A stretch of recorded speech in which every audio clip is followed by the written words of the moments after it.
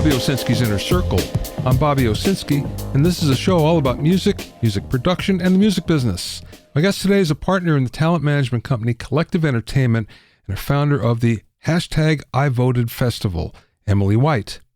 First of all, what would you think of a country that actually made it legal to pirate music, or pirate any kind of entertainment content for that matter? Well, Belarus passed a law earlier this month that legalizes infringement of copyrighted entertainment from, and I put this in quotes, unfriendly countries, which means primarily countries in the West. Now, Belarus is a really small market for music. It doesn't even show up on the IFPI's ranking of the 62 biggest markets. Labels never had offices there, so this won't affect artists or labels directly. But what might happen is that piracy networks could start to operate from Belarus, and then they could distribute and operate globally, but they'll be under the protection of Belarusian law. Now, here's the thing. You can expect Russia to follow suit, although it's kind of immaterial because most music piracy operations are based there already. Before the war with Ukraine, Russia had the 13th largest music market in 2020, with revenues of about $328 million. And that's a 58% jump over 2019. It was the fastest growing music market in the world in 2019-2020, according to the IFPI. So it was really taking off before the war.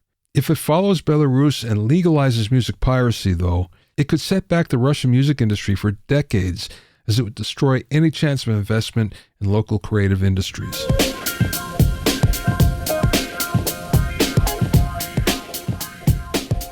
If you have any comments or questions, you can send them to questions@bobbyowsinski.com. Also, I'm pleased to announce that the 5th edition of my Mixing Engineer's Handbook is now available. It's totally updated and includes new sections on mixing and immersive audio, self-mastering, new mixer interviews, and much more. Get your copy at a special discounted price at bobbyowsinski.com/handbook. That's bobbyowsinski.com/handbook. You can also find it on Amazon and Apple Books.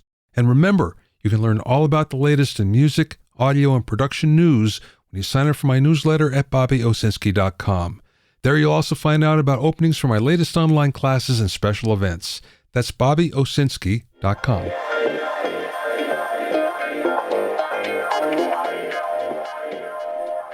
Now, Google has created its own music AI.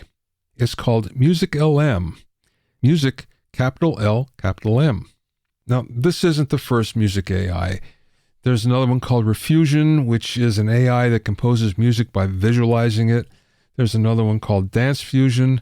There's Google's own Audio ML and OpenAI's Jukebox. So there's a number of them out there already. But here's the thing. Because of technical limitations and limited training data, none of them have been able to produce songs that are particularly complex in composition or even fidelity. But MusicLM can, sort of. MusicLM was trained on a dataset of 280,000 hours of music to learn to generate coherent songs from descriptions that have significant complexity, such as enchanting jazz song with memorable saxophone solo and a solo singer, or Berlin 90s techno with low bass and a strong kick. Its songs do sound like a human artist might have composed it, but it's not necessarily inventive or even musically cohesive. It can build on existing melodies, though, so you can hum or sing or whistle or play an instrument in, and then it could figure it out from there. Or it can take a description like time to meditate, or time to wake up, time to run, or an electronic song played in a video game. You can even input a picture or a caption and ask it to create music. Now, here's the downside, though. Some of the music sounds really distorted, and even though it can technically generate vocals and even harmonies, most of the lyrics it comes up with sounds like gibberish. This might sound like an advancement in AI for better or for worse, but Google is not releasing it because of legal challenges. It seems that 1% of the music that the system generated was directly replicated from songs that it trained, and Google thought that was too high to release because of legal issues. And speaking of legal issues, all AI has basically the same issues to be worked out, like who owns the copyright? In this case, would it be Google? Would it be the team that created the algorithm? Would it be the person that trained the AI? How about the person that entered the description? Maybe the person that used the output in a song? What if the material used to train the AI was used without the creator's knowledge? These are all still without legal precedent and still have to be worked out by Congress and the courts. But there are several lawsuits now making their way through the courts that might provide some direction. For now, only time will tell how fast this is going to take off.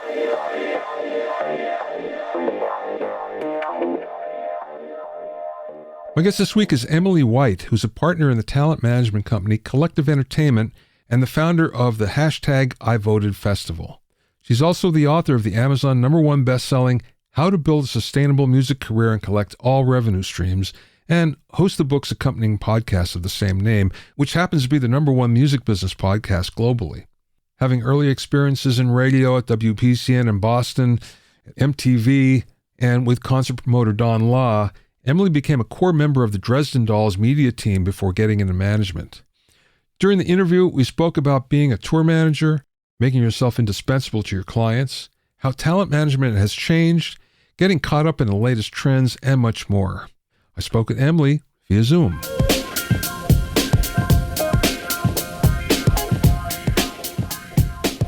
You have a very varied background, but I'd like to hear how you first got into the music business. Sure. I went to Northeastern University. I mean, I was obsessed with music my whole life. I think in middle school, I was voted most likely to become a roadie, and I did end up tour managing, which is basically a roadie. But I went to college when I was 17. I used to say I didn't know anyone in the music industry when I went, but in hindsight, my parents' really good friends owned the local music shop in town, and I only recently found out that one of them is on the board of NAMM, so it's just a reminder that we might have relationships and not realize it. But otherwise, I went to Northeastern when I was 17, felt like I didn't know anyone in the industry, and really built my career from there. You mentioned about being a tour manager.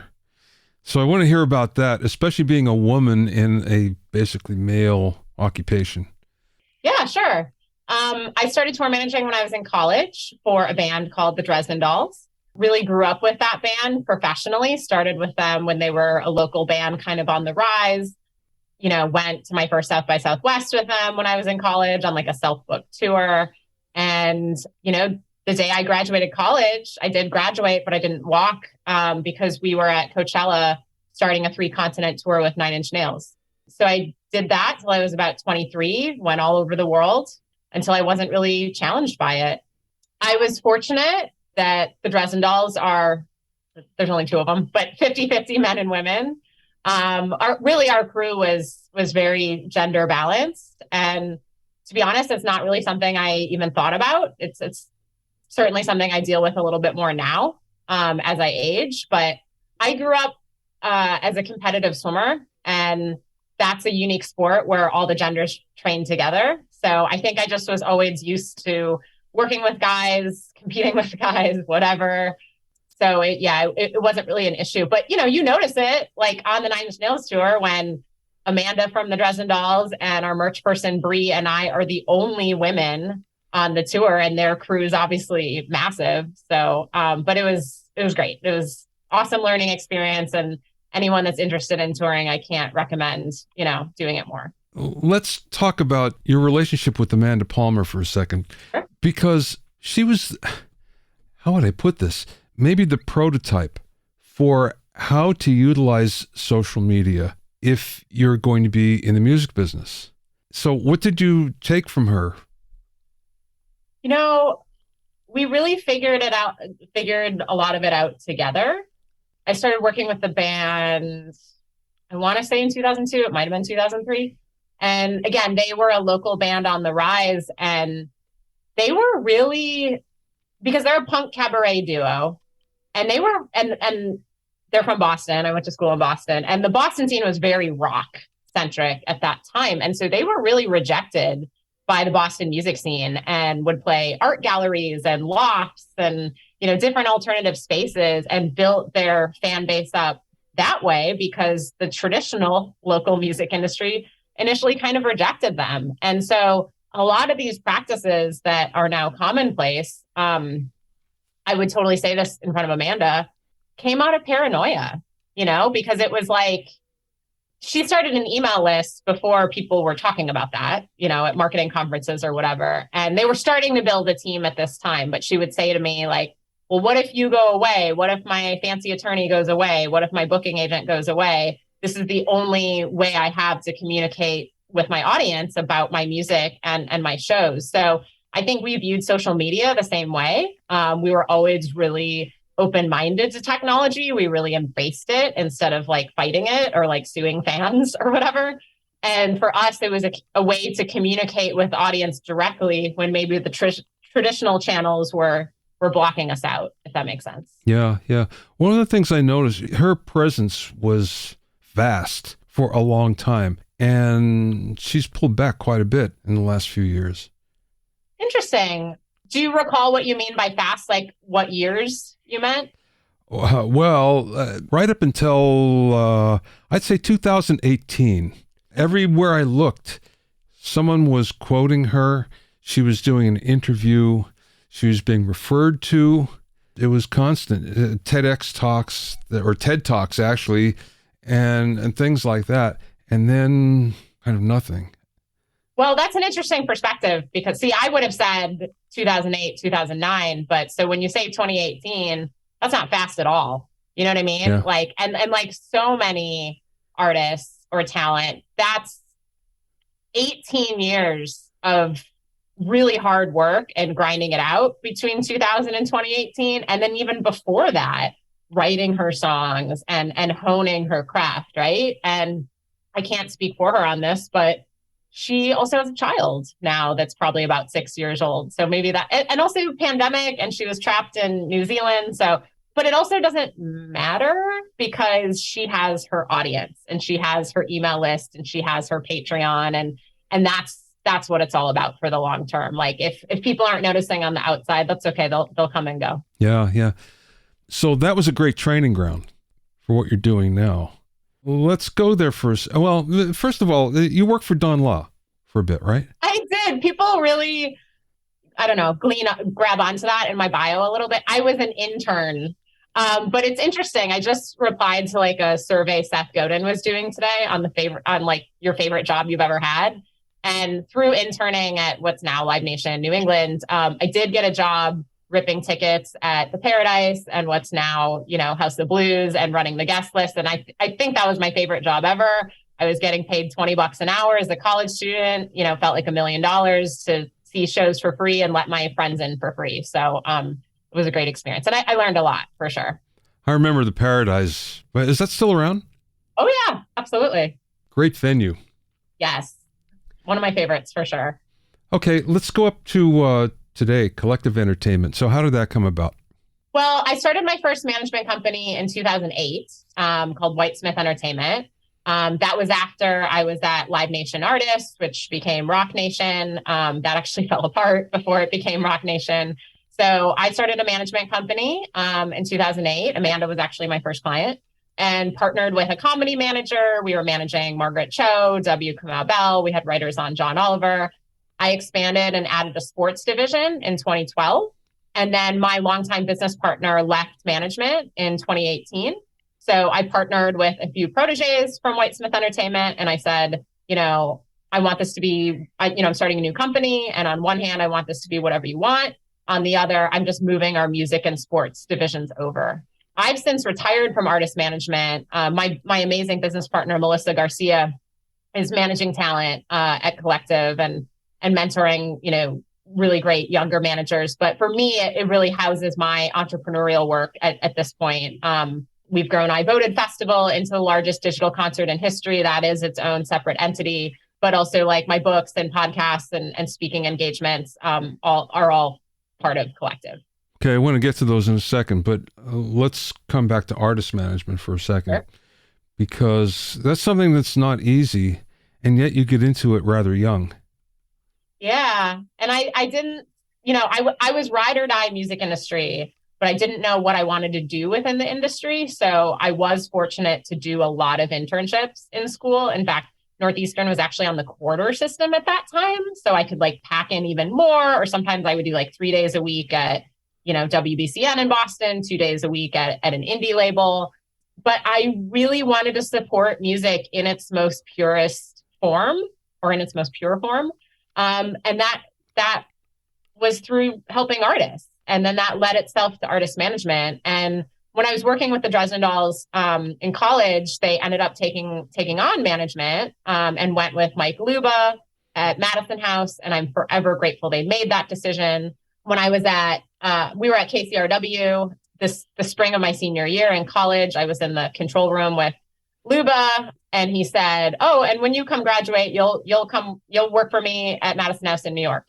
And that's how I got my first job. I didn't apply anywhere. It wasn't posted anywhere. I made myself indispensable to that band where, functioning with me was a lot easier than functioning without me. So much so that they wrote me into their management agreement with Madison House saying, we will pay a higher commission if you hire this person. And Luba is so forward thinking and also a really righteous person where I think some people might be threatened by that, but he was like, sweet, she'll do a bunch of the work. And I learned so much working for him and working at Madison House. And like, they were such a great fit for the Dresden Dolls because their big client was the string cheese incident.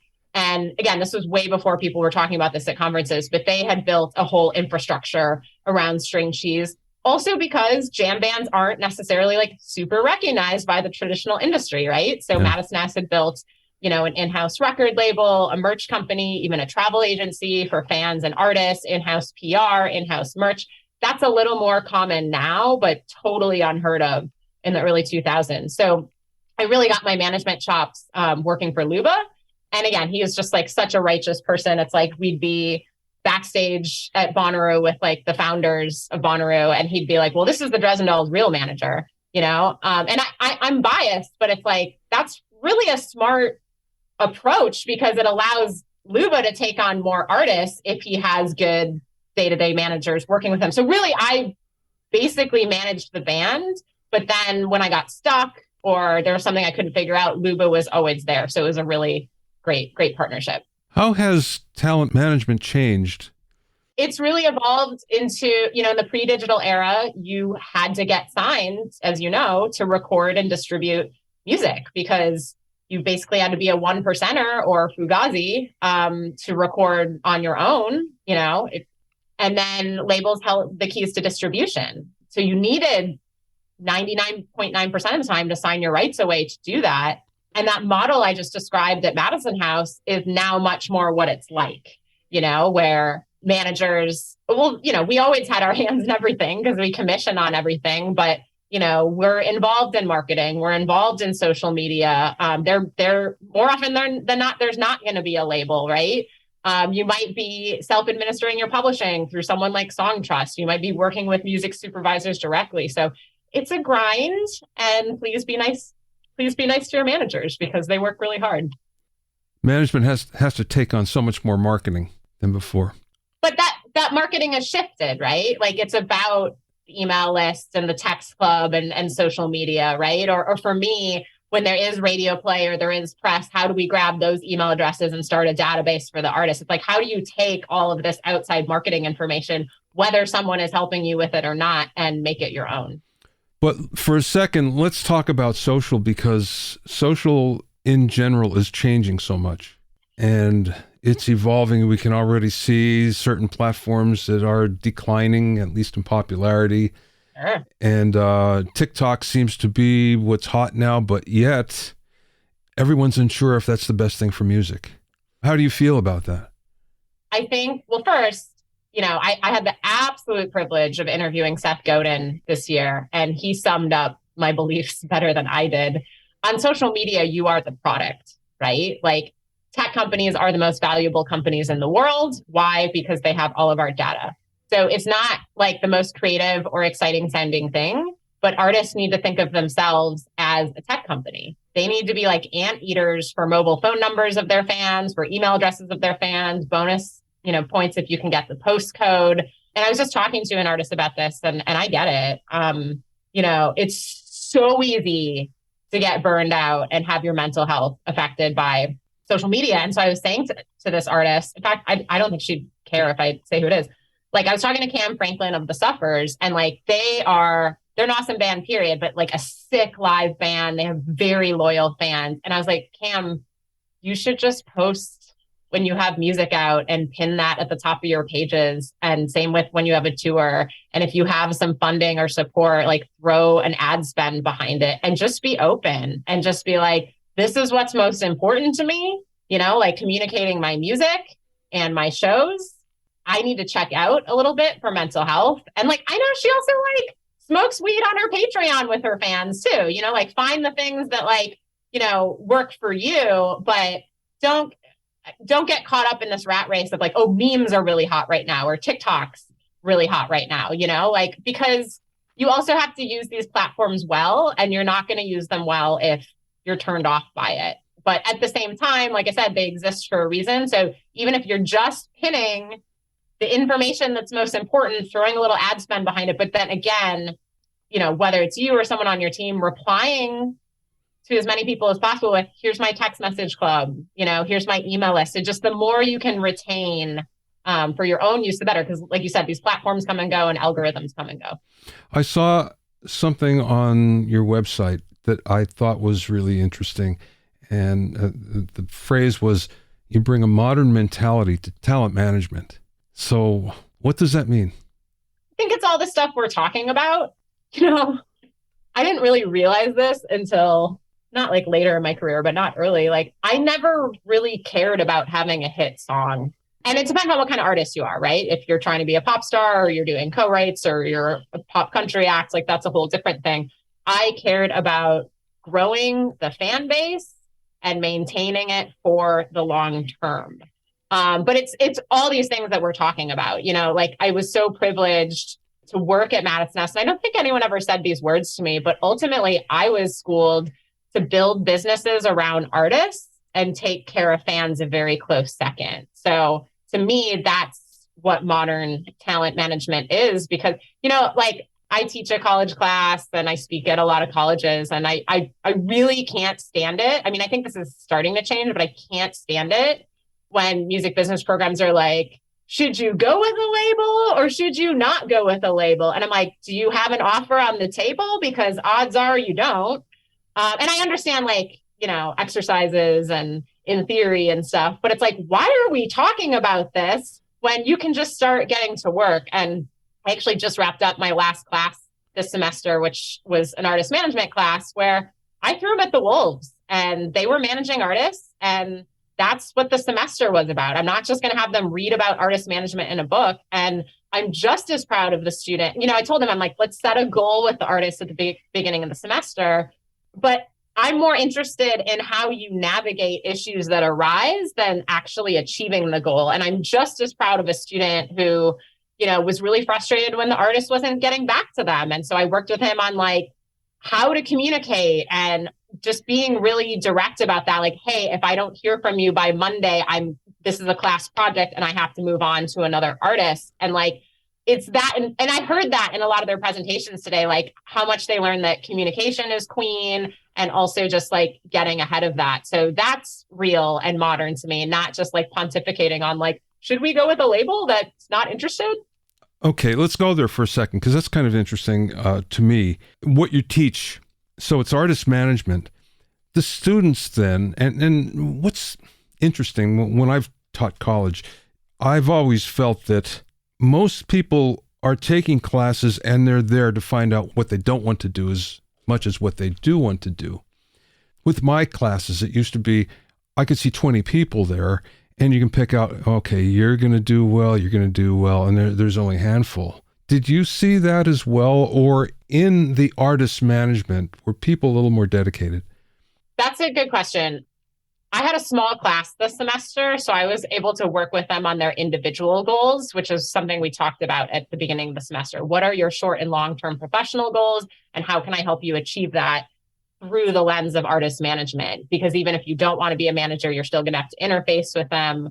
And then otherwise, I've taught at NYU at the Clive program where the kids are just ridiculous. Yeah. I mean, in a good way, like just I've been on Oprah, like, or whatever. So they're all going to be fine. But it's all the stuff I'm preaching and that we're talking about, like I truly believe that anyone can have a sustainable music career for the long term, but they also have to start with chapter 1 of my book or the first episode of my podcast, which is get your art together. Yeah. Because if the art isn't great, there's no point of going on to the other chapters or episodes. And, we get caught up in promo and should I go with a label or whatever, but it's like chapter 1.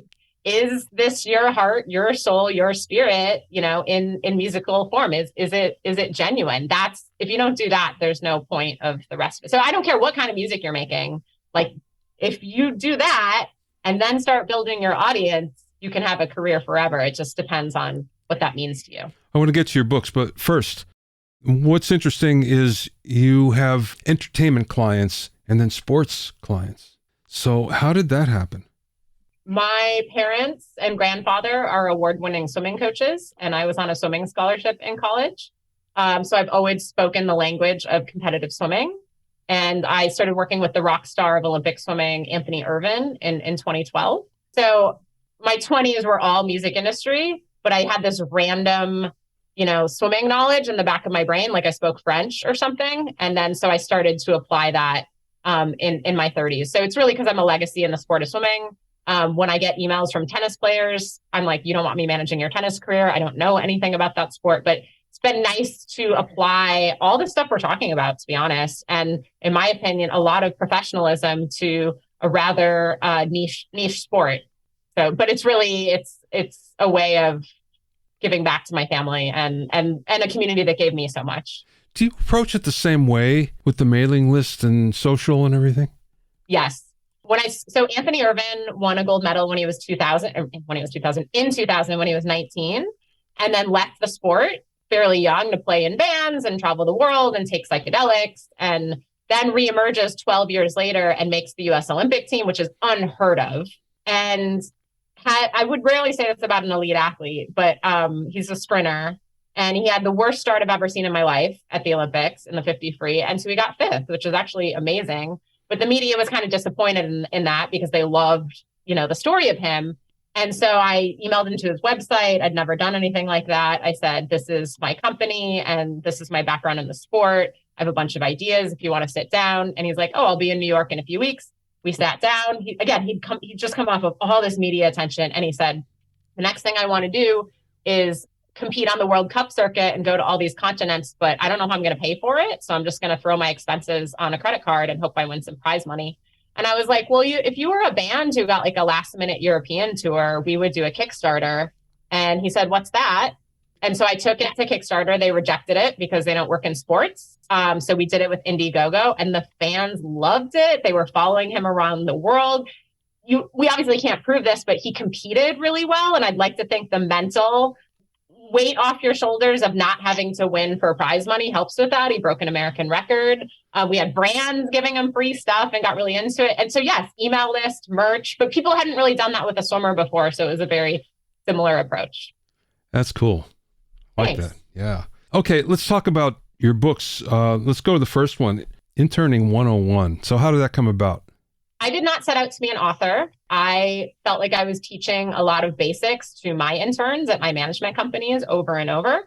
And I thought, if I write like an interning handbook for our company, like then maybe they can read it and then they can work on higher level things, which they want. And it was great. And I had a couple of great interns one summer, and I said, hey, if I turn this into a 100-page how-to book for you and your classmates, would it be helpful? And it was like, yes. So I did. And so that was my first book. And it's a course book all over the place. Then Surefire gives it out, to all their interns. So I'm thinking in all my non-existent spare time, I'm thinking about evolving it further because it's really kind of modern office basics 101, like keeping it all in yourself together. So I meet people of all ages that need to learn this stuff because it's like, I was just going to date myself and say instant messages, but you know what I mean? Like it's Facebook Messenger and social media and email and text and Slack. And so it's a lot, whether you're 20 or 100. Yeah, we have the same thing with assistant engineers in the studio. Yeah. where there's several manuals for them. And in some of my books, it's the same thing. It's a how-to. And then that evolved because there's not as many assistant engineers in commercial studios because there's not as many commercial studios. But what happened is they all started to become assistants to producers. So it was the same thing, only slightly different. It evolved. And your world is such an example of that. Like, are you listening and observing and learning, or are you interrupting and getting in the way? Right? That's so applicable to studio work. And I've managed producers that have gone through that. And I know, like, we're not going to Berkeley and all these great schools to learn how to take the recycling out. But I've worked with major producers that are like, one kid just wouldn't shut up. But that other kid noticed that the recycling was overflowing and quietly took it out. And that was like so nice and so helpful, So I think that's part of what we're both saying, is just take it all in. Yep. Your current book is How to Build a Sustainable Music Career. And collect all revenue streams. Okay. Yeah, good. That's important too. It is. How did it come about? Musicians kept wanting to get coffee and pick my brain, and I was having the same conversations over and over. So I thought, why don't I write this down for everyone? And then I'm no longer doing artist management, but the last few artists I took on, I was finding money for them left and right. And I'm like, okay, if this is happening to national and international acts, what about everyone else? I do feel that the information in the book is out there. I've just never seen it put in order from recording to release or creation to execution. And the music business was set up like in the 1950s or whatever to confuse artists, and then became even messier as those systems shifted to digital. So my point is, if you are trying to teach a student, something that was set up to be confusing out of order, that would be like trying to teach a kid multiplication and division before you teach them addition and subtraction. And I've definitely mentioned this to conferences. I'm like, can't we just do the panels in order? Because otherwise, like, you're speaking at South by Southwest and you see artists in the audience spending a lot of money to be there, being like, this is what sound exchange is. Okay, this is what PR is, and just grasping at nuggets of information. And the response is understandable. Like, oh, well, this person, Bobby couldn't come until Sunday and you couldn't come until Thursday or whatever. So I really tried to solve that problem and just kind of quietly released it in March 2020. And it's an Amazon #1 bestseller and just keeps going. But I think what is most heartwarming to me is how often musicians not only post about it, but push it on other musicians. Like, I really felt like if this helps one musician, then awesome. But to see that is really, really rewarding. One of the things that I've noticed about musicians, being one, I know the mentality. Musicians want to be musicians. Artists want to be artists. They want to create. And anything beyond that is difficult. I think it's the rare artist that actually gets into business and understands it and wants more and can handle all of that input from different places, varied places. But some of these things, you have to be careful how you present it or else their eyes glaze over. Yeah. And just the terminology, branding is one thing. You hear branding all the time, but you mention branding to an artist and you're going to get that eye glaze. Totally. So how do you approach that? I mean, this is pretty arrogant, but I don't think the information has been presented to them in a clear manner. And I also think that I figured out all this stuff by navigating it, right? By starting with Amanda as an intern and starting my own management companies and trying every platform and figuring out where money is. So again, some of these unsolicited testimonials I get from musicians are like, I feel like we were having a long dinner and then a nightcap and you're just telling me how it is. Like, one of my regrets in life, my only regret in life is not taking AP English. But people tell me that I write in a very conversational tone. And I truly believe that the book covers the entire modern music industry. And there are definitely entire books on each chapter.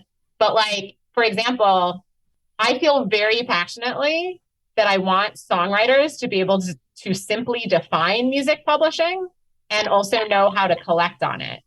Like, I'm constantly preaching this at conferences and to my students. If you want to go read a book about music publishing and memorize every sub revenue stream within that, have at it or keep it on the shelf. But it's more important to me that you know what it is and you know how to collect on it in full. And so that's really the point of my book. If you want to do a deeper dive, great. But I think that's where the eyes glazing over happens a little bit. And I'm classically trained. That sounds better than it is, but I was classically trained in piano as a kid and took guitar lessons and stuff, but I'm not really a musician. But I did spend a lot of time on tour buses with musicians and managing artists and really like in the trenches with everyone. So I do feel that I am able to communicate clearly. What's the best piece of advice that you either received or you learned along the way? Well, I get asked that question a lot from different perspectives. For young people trying to enter the industry, I kind of already said this, but make yourself indispensable. And again, that has way more to do with listening, observing, reading every email from the bottom up, not doing what you think you should do. But I want people to be themselves, but also you need to fit into the company culture and what needs to be done. And, when the Dresden Dolls played my school in college and I introduced myself to a man at the merch table and asked, I said, let me know if you ever need help with anything. She said, can you come over tomorrow? She has a very aggressive piano style of play. And this sounds quite quaint to me at this point, but was writing like 100 emails a day because they didn't really have a team yet. And so she had developed tendinitis and said to me when I came over the next day, she was like, can you take dictation for me? Can you help me write these emails? And like, no one's going to these great schools to learn how to take dictation, but I did it well. I did it with joy. And it turns out there's no better way to get inside your boss's head or a band's head. A band is a business than by taking dictation, So yeah, you have to make yourself indispensable. And then I think on the artist and industry end, I said this before about artists, but again, you have to build up your own database, right? Like, I'm jumping around a little bit, but I hear from like the number one question I get at colleges is like, what do you wish you would have known when you were 20? Everybody's looking for some like magic silver bullet. And I just said, but I did finally come up with something, which is like, make sure you have your own database going on, because especially when you're younger, I was so excited to meet industry people. Like I couldn't imagine like not remembering them. But now I've been doing this for 20 plus years or whatever and have a massive network. And like we talked about, social media platforms come and go. So you need to build your own database of everyone that you come into contact with. And I don't think I had that approach when I was younger, like I said, because I was excited about meeting people and I couldn't imagine not remembering them. But also because I didn't consider myself talent. And that's still something I'm becoming a little more comfortable with. I was always like a behind the scenes person. But yeah, building up that database for yourself is the best advice I can give.